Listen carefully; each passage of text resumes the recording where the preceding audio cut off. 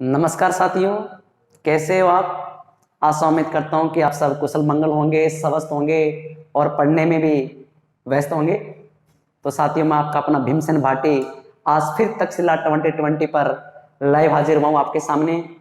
तो साथियों, सबसे पहले तो आप हमें जो प्यार दे रहे हो उसको मैं सलाम करता हूँ। तो साथियों, दिन प्रतिदिन मैं आपसे ये उम्मीद करता हूँ कि आप हमारी वीडियो को लाइक करते रहो, शेयर करते रहो, सब्सक्राइब करते रहो। आपका यही प्रेम हमें चाहिए। तो साथियों, हम हिंदी विषय में जो आज टॉपिक लेकर आए हैं वो बहुत ही महत्वपूर्ण टॉपिक है। अगर आपने आज का टॉपिक देखना नहीं देखा तो इसका मतलब छोड़ ऐसा होगा कि आपने कॉम्पिटिटिव एग्जाम का 2 नंबर का लॉस कर लिया अपना। तो साथियों, वीडियो को शुरू से लेकर अंत तक जरूर देखना। तो देखिए साथियों, कई विद्यार्थी कहते हैं जी क्लास के अंदर समझ में कम आता है। तो कम आने का कारण कि उनका ध्यान नहीं है। तो साथियों, विद्यार्थी के 5 लक्षण होते हैं। कोई विद्यार्थी होता है, उसके 5 लक्षण है। कौन से हैं? काकचेष्टा बको ध्यानम श्वान निंद्रा तथैव च अल्पाहारी घर त्यागी विद्यार्थी पंच लक्षणम। तो साथियों, 5 लक्षण विद्यार्थी के कौन से हैं? काकचेष्टा, बालक जो है, विद्यार्थी जो है, उसका कोई जैसी चेष्टा उसके अंदर होनी चाहिए। बको ध्यानम, बुगले जैसा उसका ध्यान होना चाहिए। श्वान निंद्रा तथैव च, बालक की नींद है, विद्यार्थी की जो नींद है वो कुत्ते जैसी नींद होनी चाहिए। अल्पाहारी गृह त्यागी, विद्यार्थी को कम भोजन भी करना चाहिए। गृह त्यागी, उसे कुछ बनने के लिए, पढ़ने के लिए घर का भी त्याग कर देना चाहिए। विद्यार्थी पंच लक्षणम, ये विद्यार्थी के 5 लक्षण हैं। तो साथियों, आपको कोई जैसी चेष्टा रखनी है। कोई में कितनी फुर्ती होती है? बको ध्यानम, जैसे बुगला शालीनता से नदी के अंदर कैसे खड़ा रहता है, मछली आती है उसको झट से पकड़ लेता है, वैसा आपका ध्यान हो।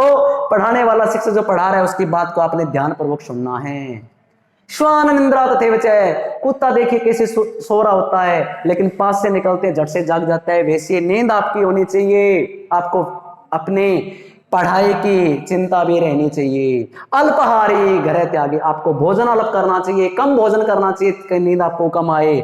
गृह त्यागी, विद्यार्थी को गृह का भी त्याग कर देना चाहिए। तो ये प्यारे बच्चों, प्यारे साथियों, ये विद्यार्थी के 5 लक्षण हैं जो प्रत्येक विद्यार्थी में होने चाहिए। अगर ये लक्षण जिस विद्यार्थी में है तो वो विद्यार्थी अपने आप में कामयाब है। उसे दुनिया की कोई भी ऐसी ताकत नहीं है कि उसको कामयाब होने से रोक दे। अगर विद्यार्थी में ये 5 लक्षण जिसमें विद्यमान है, वो ऐसे मान के चलो कि अपने लाइफ में कामयाब है। तो साथियों, आज का अपना जो टॉपिक है समास, वो मैं अभी शुरू करता हूं। तो साथियों, 20 मिनट का हमारा टारगेट है, 20 मिनट में हमने टॉपिक खत्म करवाना है। समास क्या होता है देखिए।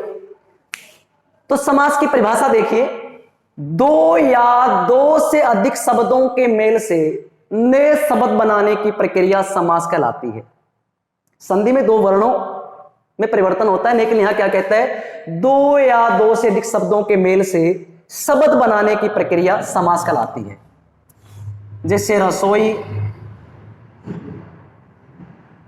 के लिए घर है, तो इन शब्दों को जोड़कर एक शब्द हमने बना दिया रसोई घर। या विद्यालय, पढ़ने के लिए आलय, तो इसका विद्यालय बना दिया। तो ये रसोई घर के अपने आप में समास है। ठीक है साथियों, तो समास के अंदर मैं आपको बता दूं 2 चीजें होती है। एक तो होता है समस्त पद और एक होता है विग्रह। तो समस्त पद क्या होता है देखिए, अनेक शब्दों को संक्षिप्त करके जो नया शब्द बनता है। अनेक शब्दों को संक्षिप्त कर यानी छोटा करके कोई नया शब्द बनता है, वो समस्त पद कहलाता है। जैसे मान के चलो विद्यालय है, ये अपने आप में समस्त पद है। और विग्रह क्या होता है? समस्त पद का विग्रह करना, अलग अलग करना, टुकड़े करना, खंड करना, क्या कहलाता है? विग्रह कहलाता है। समस्त पद को अलग अलग करना क्या कहलाता है? विग्रह कहलाता है। जैसे विद्यालय है तो इसका विग्रह हो जाएगा विद्या के लिए आल्य। तो ये विद्यार्थियों, बच्चों, साथियों, ये इसका क्या हो गया? विग्रह हो गया। ठीक है। इसी प्रकार समस्त पद हमारा निडर है, इसका विग्रह करेंगे तो क्या होगा, बिना डर के। ठीक है। इसी प्रकार बिना कसूर, बेकसूर है, यह समस्त पद है, इसका विग्रह हो जाएगा बिना कसूर। ठीक है। तो ये साथियों आपने समझना है, समस्त पद अनेक शब्दों को संक्षिप्त करके नया शब्द बनाना समस्त पद होता है। विग्रह समस्त पदों को अलग अलग करना विग्रह कहलाता है। तो हमारा आज का पहला टॉपिक है समास के 6 भेद हैं। कौन कौन से भेद है वो समझिए।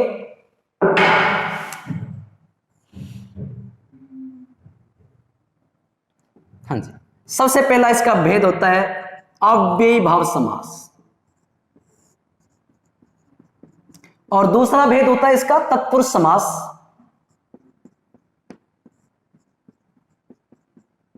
ठीक है। और तीसरा इसका भेद होता है द्विगु समास, द्विगु।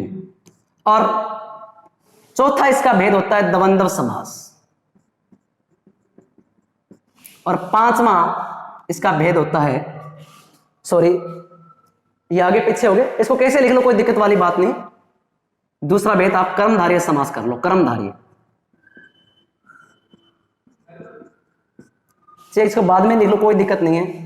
तीसरा तत्पुरुष समास है, इसको तत्पुरुष, चौथा द्विगु हो जाएगा, द्विगु समास,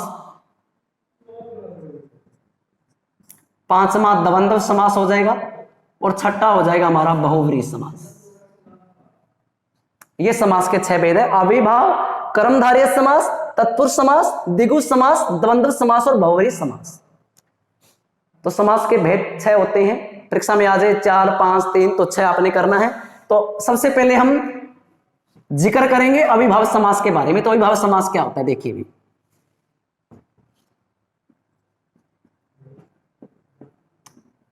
देखिए जिस समास में पहला पद प्रधानता हो, जिस समास का पहला पद, मैं आपको बता दूं प्रत्येक समास में 2 पद होते हैं, एक तो होता है पूर्व पद और एक होता है उत्तर पद।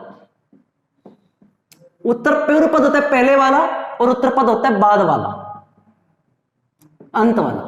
जैसे मान लो रसोई घर है, इसमें 2 पद शब्द है ना, तो ये पूर्व पद है रसोई, ये उत्तर पद, ये घर है वो बाद वाला, ये उत्तर पद है। 2 पद होते हैं, पूर्व पद और उत्तर पद, ये भी ध्यान रखना है आपने। तो मैंने क्या कहा विभाव समास में, जिस समास में पहला पद प्रधान हो, पहला पद क्या हो, जिस समास में पहला पद प्रधान हो और वह क्या हो, अव्यय हो, मतलब उपसर्ग हो, वहां हमेशा अविभाव समास होता है। जिस समास में पहला पद प्रधान हो, अव्यय हो अर्थात उपसर्ग हो, समास में अविभाव समास होता है। इसकी पहचान बताऊं आपको, कहीं भी यथा, तथा, प्रति, बे, आ, नी, भर, यथा, प्रति, बे, आ, नी, भर, यस है, ये इनसे कोई शब्द की शुरुआत हो रही है वहां साथियों हमेशा हमारा अविभाव समास होता है। जैसे यथा संभव, समस्त पद है हमारा यथा संभव, इसका विग्रह हो जाता है जैसा संभव हो। तो यथा देखा अविभाव समास, प्रतिदिन यानी प्रत्येक दिन, अपने प्रति देखा समझ गए अविभाव समास है। बेझिझक यानी बिना झिझक के, बेधड़क, बिना धड़क के या बिना डर के, बेझिझक कर लो आप, बेझिझक यानी बिना डर के। आजीवन, जीवन पर्यंत, आ देखा आजीवन तो अविभाव समास, निर्डर बिना डर के नहीं देखा अविभाव समास। भर पेट, पेट भर करके, सह परिवार, परिवार सहित, मतलब आपने यथा, प्रति, बे, आ, नी, भर, सह ये देखा, इसका मतलब समास कौन सा है हमारा, अविभाव समास है। और साथियों एक चीज और, एक शब्द जहां 2 बार आ रहा है, जिससे मान लो घर, घर है, इसका बन जाएगा प्रत्येक घर। पल पल आ रहा है, प्रत्येक पल, दिनों दिन, दिन प्रतिदिन, तो इसके अंदर भी क्या है अविभाव समास होगा। घड़ी घड़ी, यानी हर घड़ी। तो आपने क्या देखना है, आपने बिल्कुल रट्टा नहीं लगाना, आपने क्या देखना है, अगर कोई भी शब्द यथा, प्रति, बे, आ, नी, भर, से, जैसे यथा संभव, प्रतिदिन, बे झिझक, आजीवन, निडर, भरपेट, से परिवार। आपने यथा, प्रति, बे, आ, नी, भर, से देखा, अविभाव समास लगा दो। घर घर, पल पल, दिनों दिन, घड़ी घड़ी, ये शब्द देखा, एक शब्द दो बार, तो अविभाव समास लगा दो। साथियों समझ गए होंगे, रट्टा नहीं लगाना। दूसरा हमारा समास तत्पुरुष समास। तत्पुरुष ले लो चाहे कर्मधारय ले लो, कोई दिक्कत वाली बात नहीं है, ये आगे पीछे हो सकते हैं, लेकिन आपका दूसरा समास कर लेते हैं तत्पुरुष समास। हां जी साथियों, देखिए जिस समास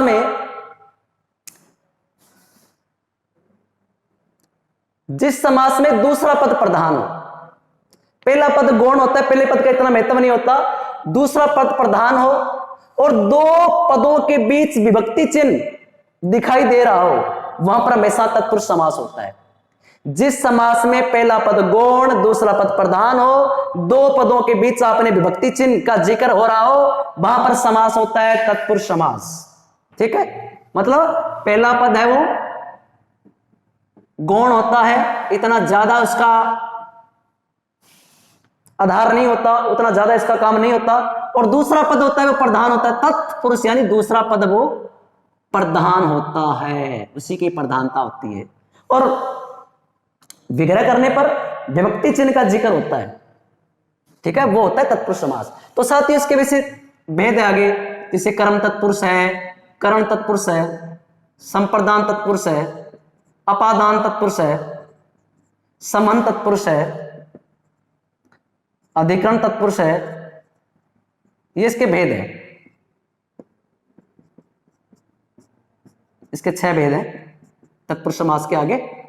तो कर्म तत्पुरुष, कर्म का चिन्ह क्या होता है, को कर्ण का से या के द्वारा होता है, संप्रदान का के लिए होता है, अपादान किसी चीज से अलग होना, से अलग होना होता है, संबंध का के की ये होता है, अधिकरण का में या पर, ये इसके चिन्ह होते हैं।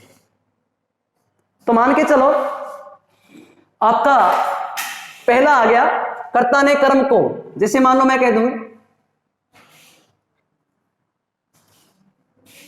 स्वर्ग प्राप्त है, स्वर्ग प्राप्त, ये शब्द आपका, तो इसका विग्रह क्या होगा, स्वर्ग को प्राप्त, को चिन्ह आ रहा है ना, तो इसमें कर्म तत्पुरुष है तत्पुरुष, तत्पुरुष का भेद कौन सा है, कर्म तत्पुरुष है।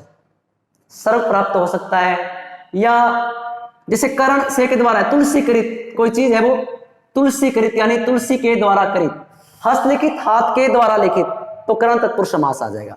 संप्रदान के लिए, मान लो रसोई घर, रसोई के लिए घर आ रहा है, तो संप्रदान तत्पुरुष है। अपादान किसी चीज से अलग होना, जैसे अलग होने अर्थ में, जैसे मान लो कर्ज मुक्त, किसी व्यक्ति पर कर्ज है और वो कर्ज से मुक्त हो गया, तो पहले कर्ज था, मुक्त हो गया, अलग हो गया कर्ज से, तो अपादान तत्पुरुष समास है। इसमें रसोई घर या पाठशाला कोई ले लेना आप। संबंध का के की, जैसे राजा राजपुत्र, राजपुत्र विग्रह करो, राजा का पुत्र, राज रानी, राजा की रानी। ठीक है, अधिकरण में पर, अधिकरण में पर है। अब देखिए जल मगन, जल में मगन, घुड़सवार घोड़े पर सवार, आधार किस पर है, घोड़े पर सवार, जैसे घुड़सवार।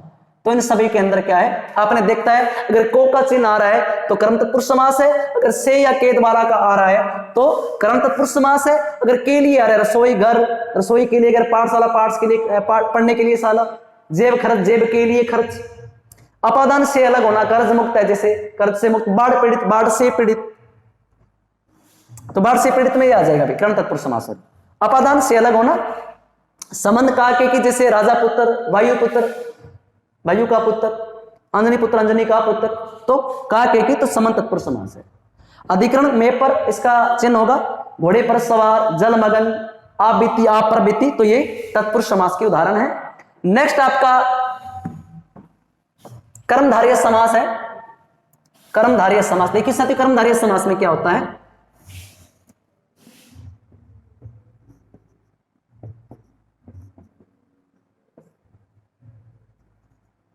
जिस समास से पहला पद विशेषण हो, पहला पद क्या हो, विशेषण, और दूसरा पद विशेष्य हो, दूसरा पद क्या हो, विशेष्य हो, वहां पर कौन सा समास होता है, कर्मधारय समास होता है।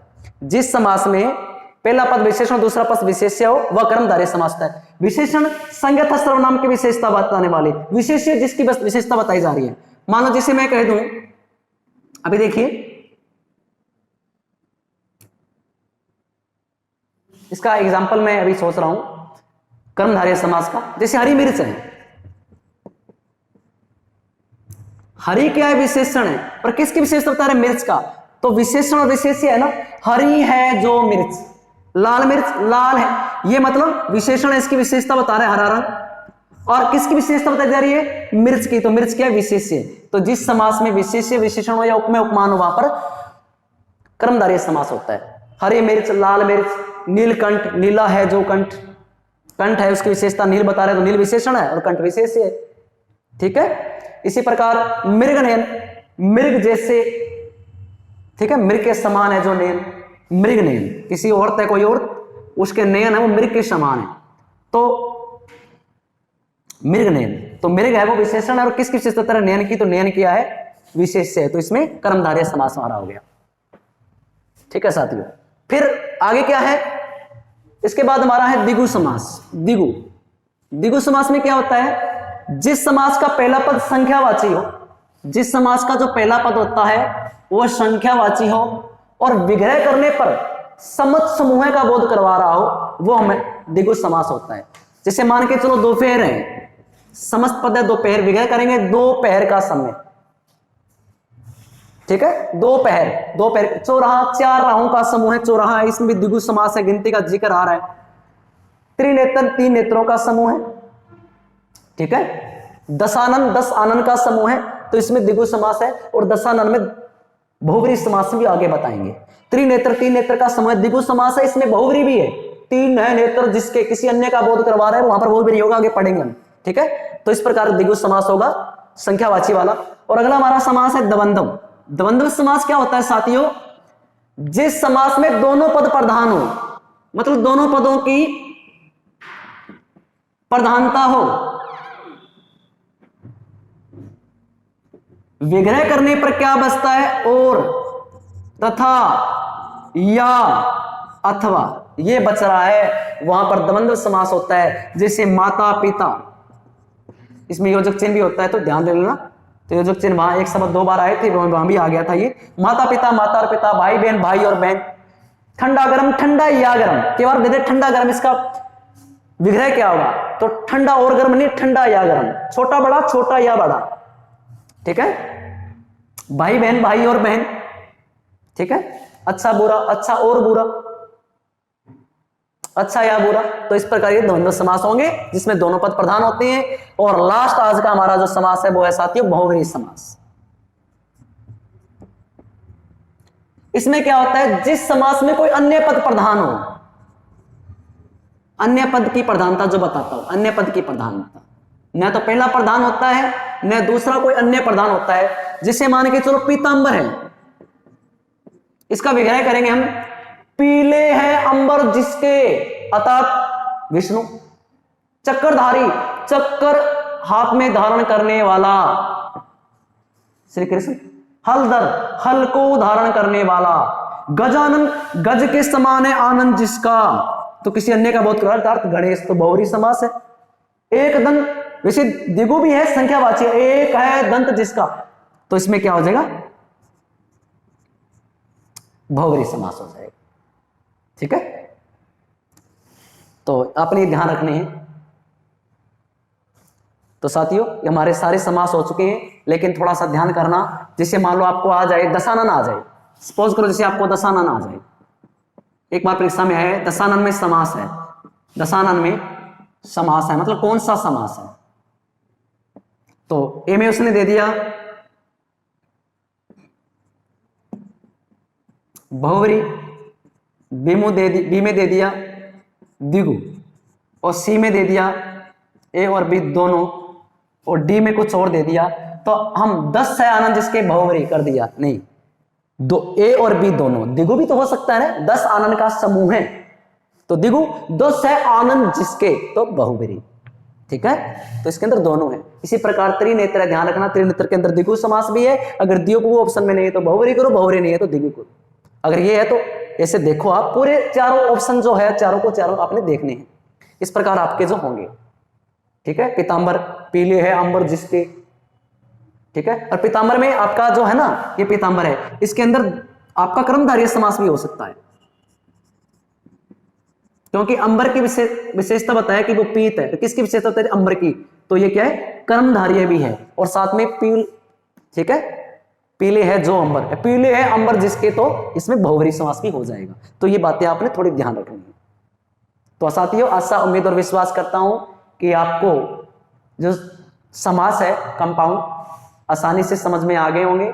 तो वीडियो को शुरू से लेकर लास्ट तक जरूर देखें। साथियों, मेरा आप सभी से हाथ जोड़कर विनम्र निवेदन यही है कि वीडियो को ज्यादा से ज्यादा लाइक करें, ज्यादा से ज्यादा शेयर करें, सब्सक्राइब करें, और कोई भी किसी प्रकार की, देखिए कहते हैं ना, अपने आप में कोई पूर्ण नहीं होता।